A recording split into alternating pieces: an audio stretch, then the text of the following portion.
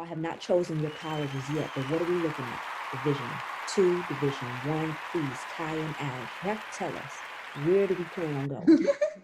Hello, look, we are included.com family. Hello, Facebook and Twitter family. It is a pleasure to see you all. Today I have Kaya and Alex, two 17-year-olds on the Nova Venom AAU basketball team located in Centerville, Virginia. How are you all doing today? I'm good. How are you? Good. How are you? Good. Excellent. How are you all adapting in terms of keeping your handles on the ball and remaining safe?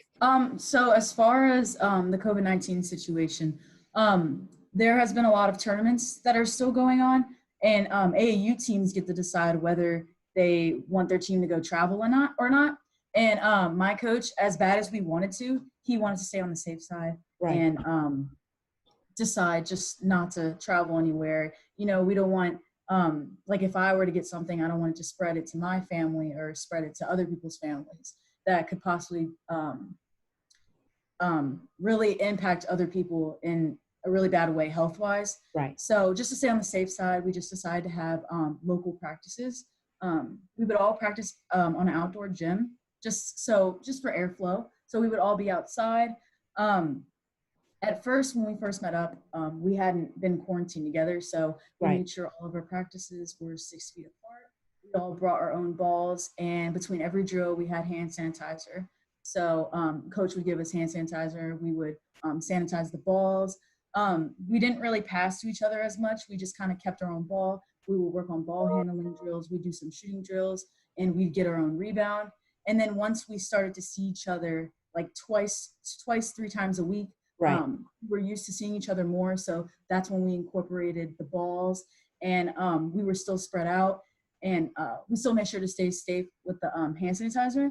Right. But we've also done team bonding stuff, but we made sure to stay outside. Like we went to one of our teammates' house and we had a bonfire, and that was really fun. We could all be together, be outside, and our team has been doing very well. I mean, with the great team we have, we really wish we could play AAU tournaments. Right. But unfortunately, that wasn't the case. But we're all together. We're all happy playing basketball. We're one big family. So that's all I can ask for, you know? No, definitely, especially when you talk about being safe. You all are taking the necessary precautions. Life cannot stop, but you all are taking the disinfectant wipes, wiping down the balls. I listened to Brian Waters, his podcast, and your interview on there, and you all talked about how you all bring your own ball to practice. So you all are definitely remaining safe. Alex, how has the 2020 transition when it comes to being socially distant affected you? What's been your take on it? Well, I think our coach did a very good job with just organizing practices, you know, putting like our team first. He's like a family first guy. That's like the biggest thing for our team. And, you know, he doesn't want it to spread, infect other families, just like Kaya said. So at the beginning, it was more of like he split our teams into half. Yeah. Just to also, you know, keep everybody away from each other as well. Just see a couple people max, and, you know, sanitize the balls. You know, everyone did more hand dribbling stuff, more, you know, work on yourself. And then we eventually progressed to more practices a week. And then, you know, finally everybody could like hang out together and practice together. And that's when it started getting a lot more fun, finally be able to see people. Yeah. And then when we did the bonfire, that was just like the perfect thing just to set up our chemistry again, because it was so long for us to, you know, like each other. And, you know, it's hard to connect with people when you haven't seen them in a while, especially during COVID. Mm-hmm. So I think it was just a good thing for all of us, you know, get a better connection and then build up our team chemistry. And yeah, it was tough, but we finally got back into it and got back into that rhythm. Definitely admirable. We talk about taking care of yourself and also taking care of others, being responsible for others. And I think that you all are definitely doing that. And I see on your t-shirts, Venom mentality. Yes. You must tell us, and you have to tell the viewers, what does that mean? Okay, so for Venom mentality, obviously inspired by Kobe Bryant. He was a very great player, one of the greatest players of all time. And the thing about Kobe Bryant is that he didn't only care about the NBA, he cared a lot about female sports. WNBA, not just WNBA, but female soccer, female softball, anything that's female related. He just cared so much, and he paid so much attention to us. And it means a lot from that. And basically, this is for him. You know, this is our way of saying like, this is for you.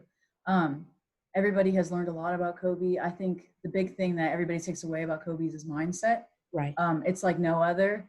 He loves to win and works very hard. And that's where we're all inspired by this quote to Venom mentality, just to have the same exact mindset as Kobe Bryant did. Well, for my thing, the big thing about him was his love for the game. It was just different. Mm-hmm. Like, I don't think I've seen anybody else like that. There's nobody else that can compare to him. So I think for me, it's just work ethic. It's whether you want it or not. It's your love for the game, and that's how you win or lose. Yeah. That determines it. So I think that definitely is also key, and also just improving yourself, but also others around you. Right. If you're not playing 100%, you're not helping yourself or your teammates. Mm-hmm. Right. So just, it's work ethic, building yourself up, and then also just like supporting, being kind to your teammates, offering that support because everybody's going to need it. Whether it's like you have high confidence or low confidence, you need to be either constructive criticism or, giving compliments. Mm-hmm. Being there for each other. Yeah, being there for each other is really important. And when we talk about also being there for each other, we also had a lot of social justice during 2020 in the midst of social distancing. So how did your team respond to the social justice that was going on in the country? I feel like it's just very important to not only realize what's going on around you, but also be educated on the topic. Right. So for all these protests, like for social injustice, equality, Black Lives Matter, I think it's just the takeaway is just being equal. I mean, the thing was also relating back to Kobe was that he was very supportive of female athletes and female sports, which is not recognized enough. And, I think although they are a little bit different, that each is just like your skills. All skills are different, but it takes the same amount of time, same amount of effort, same amount of work that you put in, the same exact love for the game.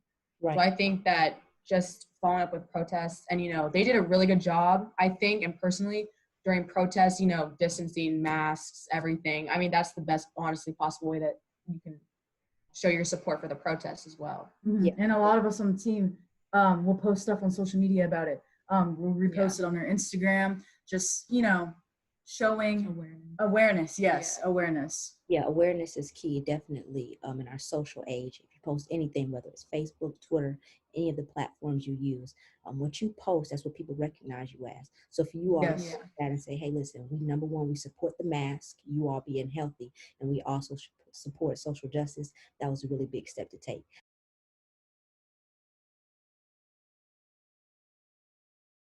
So I usually play, I've grown up only just in the post. So as I was with Coach Squirewell, he taught me to become a guard too, because I knew when I would get older, I definitely would not get taller. I'd be the same height, 5'7". That's not a post player. So I definitely had to learn some guard skills. So I would say that I could be anywhere, but my main positions are small forward and shooting guard. Mainly shooting guard throughout my career. Just because, again, we're the same height, so we're both not as tall as, you'd think as post players would be. But the thing was that Coach Squirrel did really well was teaching us both point guard and post moves. And just being able to, because like for me in the post, you have to be able to use your body, if anything. That's your strong point. That's your key point that you're going to need against over 6 feet tall post guards or post players. So just knowing that and, being able to go in the post, it just switches up the whole game. That's just like a whole game changer. Yeah. So basically, Kaya and Alex, you all are versatile when it comes to the court. Yes, coach makes sure that everybody on the team is versatile. Got you. Ball handling skills. And it looks like you all talk about posts, you talk about guards. Yes. If you have to take leadership positions and be the point guard, it looks like you all can do that. Yes. Yeah. Coach is, he just knows that he can put anybody on the team, like anywhere on the court. Okay. Like wherever he needs them. So I think that's what's great about our team is that everybody can play every position. Now let's talk about committing. You all have not chosen your colleges yet, but what are we looking at? Division 2, Division 1, please, Kaya and Alex, you have to tell us, where do we plan on going? So for me, I'm open to all levels. I just don't want to be restricted. I like to keep all my options open. Mm-hmm. So as of now, I'm not exactly sure. Mm-hmm. And I also don't have a preference on in-state or out-of-state. So I'm not exactly sure to be honest, but I'm definitely open to all levels. And Alex, you told me that you also have another sport into play when it comes to soccer for scholarships. So what are Yes. you leaning towards, more basketball or more soccer? I think just for me, I think it's more soccer wise, Mhm. but just because there was a recent point where I just did not like the game because high school, everybody has some of those moments where it just does not feel right. Mhm. And then opening up to this team, they definitely got my love back for the game. Yeah. So I was just more soccer at that point. So as of right now, I've been to as well as all levels. And I think hopefully coming in by December-ish. I feel Right. like it's just a hard part to choose where you want to go because that's your future. So it's like you just don't want to make the mistake of choosing one over the other and then realizing that you didn't want to go there. Yeah. And just keeping options open as well. And I mean, I feel like it's just different for everybody for what everyone wants. Like whether you want a small school, big school, out of state, in a state. How do you plan on coming back, giving back, and really just being a part of the next generation? So for me, it's not just because my dad's the coach. I would just come back anyway because I just love it so much. Right. But I would definitely love to help coach. I would Oh, say become an assistant alongside with my dad. I would love to help coach the wow. older groups. Wow. That's Yes. amazing. What about you, Alex? I would definitely come back just because, with growing up and getting, you're learning more, you're developing more. I feel like it's just a good thing to come back and just, place your inputs and give them advice, especially to younger kids when they're going to be going through the same thing. I think it's really good to have like an older mentor that's already been through it, Right. to give you advice and everything. And Right. it's just family. So like he's like this is my family. So I would always come back whenever needed or just surprising. Kaya and Alex, thank you very much for just allowing lookweareinclude.com to speak with you. Please tell us your social media handles and how people can follow you. So basically my Instagram is just Kaya Squirewell. Same as Twitter, same as Snapchat. All my social medias are just Kaya Squirewell. My social media, my Instagram is LexiAG. And then, my Snap and stuff is on there. But if you want it, it's just Alexandra_AG. Yeah, and you can find Nova Venom on Instagram, Yeah. Nova Venom 703. You can go on Twitter, it's Nova Venom, and everything else is just